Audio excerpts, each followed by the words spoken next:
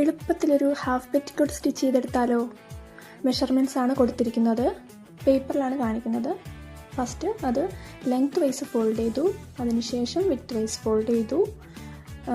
മെഷർമെൻറ്റ്സിൽ അടയാളപ്പെടുത്തുകയാണ്. Shoulder 6 inch, neck width 3.5 inch, neck depth 6 inch. Round നെക്കാണ് കൊടുക്കുന്നത്, അത് ഷേപ്പ് ചെയ്തു. ആം ഹോൾ 7 ഇഞ്ചാണ് എടുക്കുന്നത്. പിന്നെ ചെസ്റ്റ് മെഷർമെൻറ്റ് അടയാളപ്പെടുത്തുക.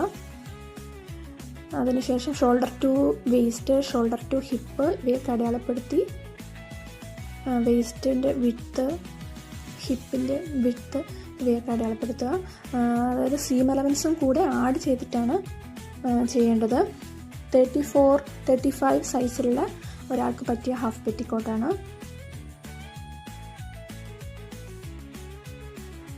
താഴെ നിന്ന് മുകളിലോട്ടൊരു 2.5 ഇഞ്ച് അടയാളപ്പെടുത്തി അവിടെയാണ് നമ്മൾ ഓപ്പൺ കൊടുക്കുന്നത്. ചുരിദാറിൻ്റെ സ്ലിറ്റ് വരില്ലേ, അതുപോലെയുള്ള ഭാഗം.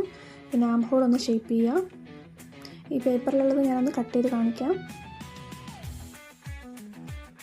നിവർത്തുമ്പോൾ ഇങ്ങനെയാണ് വരിക, ഷോൾഡറിൻ്റെ ഭാഗത്ത് കട്ടില്ല. ഇത് നേരെ ഫാബ്രിക്കിലേക്ക് കട്ട് ചെയ്യുന്നതാണ് എനിക്ക് കാണിക്കുന്നത്. മെഷർമെൻറ്റ്സെല്ലാം അടയാളപ്പെടുത്തിയതിന് ശേഷം ഫാബ്രിക്കിൽ കട്ട് ചെയ്തെടുക്കുക. ഷോൾഡറിൻ്റെ ഭാഗത്ത് കട്ട് ഉണ്ടാവില്ല, അങ്ങനെയാണ് നമുക്ക് ഏറ്റവും കംഫർട്ടബിൾ വെയർ ചെയ്യുമ്പം. പക്ഷേ ഇപ്പം മെറ്റീരിയൽ തികയുന്നില്ല എന്നുണ്ടെങ്കിൽ നമുക്ക് ജോയിൻ ചെയ്ത് ചെയ്യാവുന്നതാണ്.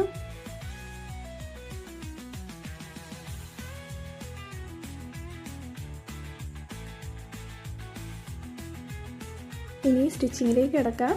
ആദ്യം നെക്കിൻ്റെ ഭാഗം 2 വട്ടം 1/4 ഇഞ്ച് വെച്ച് ഫോൾഡ് ചെയ്തെടുത്ത് സ്റ്റിച്ച് ചെയ്തെടുക്കുക. റോങ് സൈഡിലേക്കാണ് ഫോൾഡ് ചെയ്ത് സ്റ്റിച്ച് ചെയ്യേണ്ടത്. നെക്ക് ഫുള്ളായിട്ട് അങ്ങനെ സ്റ്റിച്ച് ചെയ്തെടുക്കുക.